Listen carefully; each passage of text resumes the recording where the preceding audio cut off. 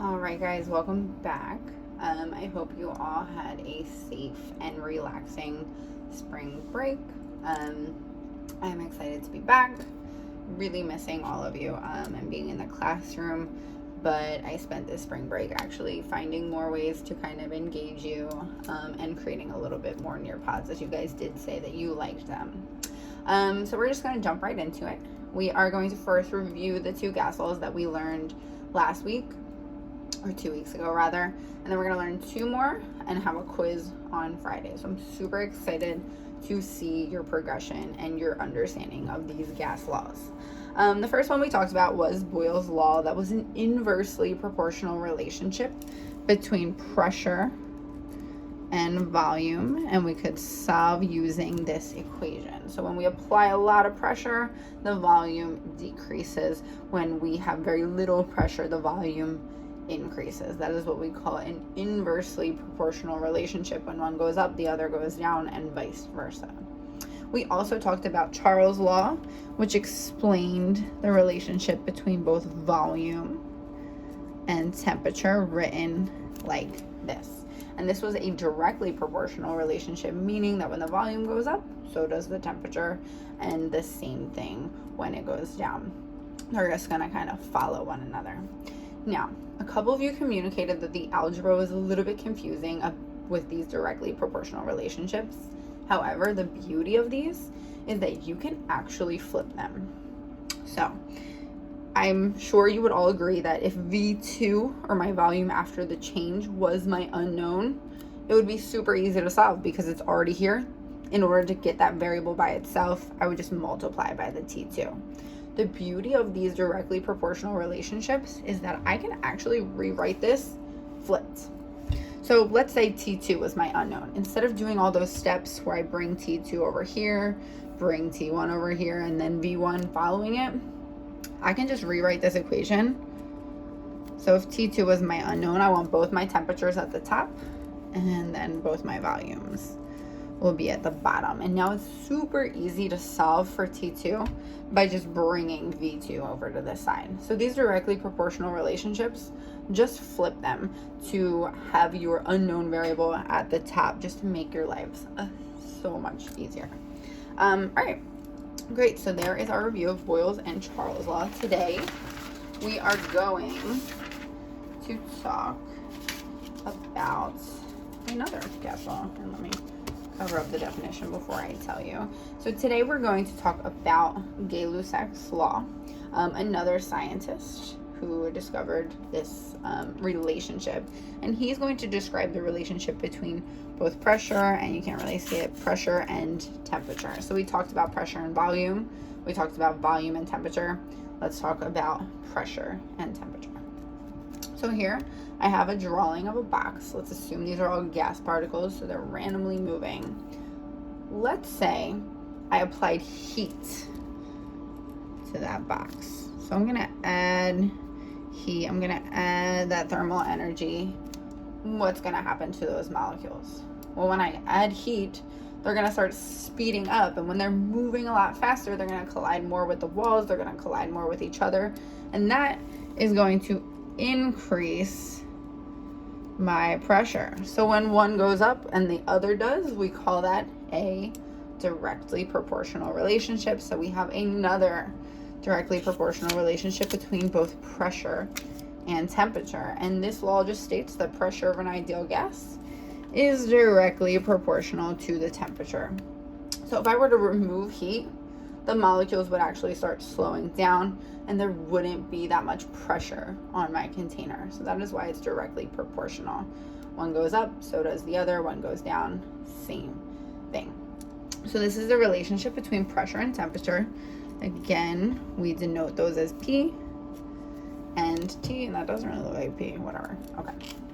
The formula for this is much like Charles' law's formula, but we're going to replace volume with pressure. So in order to solve these problems, it's going to be the pressure before the change and the temperature before the change equals the pressure after the change and the temperature after the change. Now remember the beauty of these directly proportional relationships. If P2 or the pressure after the change was my unknown, I'm gonna use this equation. The same exact equation can just be flipped if, let's say, T2 was my unknown and I want to easily and quickly solve. So the temperature before the change equals the temperature after, and then I'm gonna put my pressures on the bottom. Gonna get the same answer for all your variables either way. It's just an easier way to kind of manipulate that algebra. If T2 is your unknown, put it at the top just so that the only thing you have to do is bring P2 over here with multiplication. So let's talk about our units. We kind of discussed our units previously for pressure. They could be atmospheres, they could be kilopascals, they could be pascals, millimeters of mercury. For the sake of not having to do conversions, although I know you all love them so very much, we're just going to stick to an atmospheric pressure. So that's going to be ATM. And then our temperature, remember, I'll probably give you degrees Celsius, but you need to, I'm going to say it one more time, you need to convert to kelvins. And the easy way to do that is just to take your degrees Celsius, add 273, and that's going to give you your temperature in Kelvin. Remember, it's not degrees Kelvin, just Kelvin. All right, great. So I apologize in advance. I started marking up the problem and I realized I wasn't filming. So I actually did this lesson without filming for like a good 7 minutes. But here we are. We're doing it and it's actually filming now. I'm watching. So our first example using Gay-Lussac's law is going to be to determine the pressure change when a constant volume of a gas at 2 atmospheres is heated from 21 degrees Celsius to 30 degrees Celsius. And as you can see, I marked up my equation.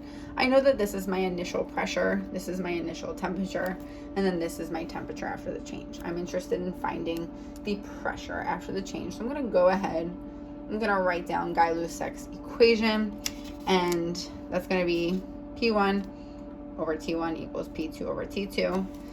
P2 is my unknown in this case, so I'm happy that it's at the top. I don't need to flip the equation in order to solve, but I'm going to go ahead and write down all my variables for the sake of organization.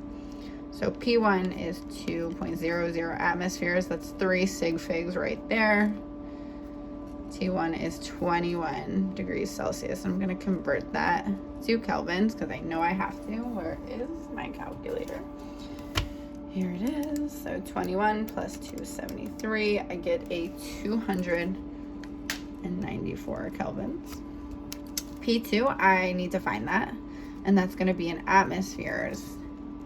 And my T2, or my temperature after the change, is 30 degrees Celsius, but I'm going to add 273 in order to convert to kelvins.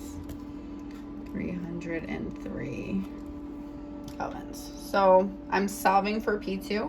Now I'm just going to plug in, cross out my units, and solve for atmospheres, or my pressure after the change. So let's go ahead and plug everything in. So I have 2 atmospheres over my 294 Kelvin equals my unknown P2 over 303 Kelvin. Multiply both sides by 303 so I can get my unknown by itself. And I'm just gonna look at these. Kelvins are gonna cross out. I should end up with just atmospheres, which is what I am solving for. Again, that pressure. And I'm gonna plug this into my calculator. 303 times 2 divided by 294. Remember to use parentheses, guys. They are your friend. So all of my numbers had 3 sig figs, so I'm going to report 3 significant figures. I'm going to report P2 as 2.06 atmospheres. And let's check Gay-Lussac's rule. It said when pressure goes up, temperature goes up. So, and vice versa. My temperature definitely increased, so my pressure should also increase. And it didn't increase too much, but neither did the temperature. But it does follow that directly proportional relationship. All right, let's solve another example, and then you guys can try on your own. This time it's saying a container of gas is initially at 0.578 atmospheres and 25 degrees Celsius. What will the pressure be at 127 degrees Celsius? All right, so I got a temperature change. I know that there's a pressure change as well. I'm going to write down my equation again for the relationship. Again, directly proportional. When temperature goes up, pressure is going to go up as well. And I'm going to circle. This is my first pressure, and this is my first temperature. This is my second temperature. P1, T1, P2, T2. All right, let's plug these in. I know my first pressure is 3 sig figs and at 0.578 atmospheres. T1, sorry, is only 2 sig figs, but I'm gonna go ahead before I plug in those numbers and convert it. 25 plus 273 is 298 kelvins. P2, again, I'm solving for P2, so I don't need to flip this equation. This is my unknown. It's going to be solved in atmospheres. And my T2 is 127 degrees Celsius. I don't want it in degrees Celsius, so I'm going to add 273 to 127 to get 400 Kelvin. Now that I have all my variables, my knowns, and my unknowns, as well as my equation, I'm going to plug in my values and solve.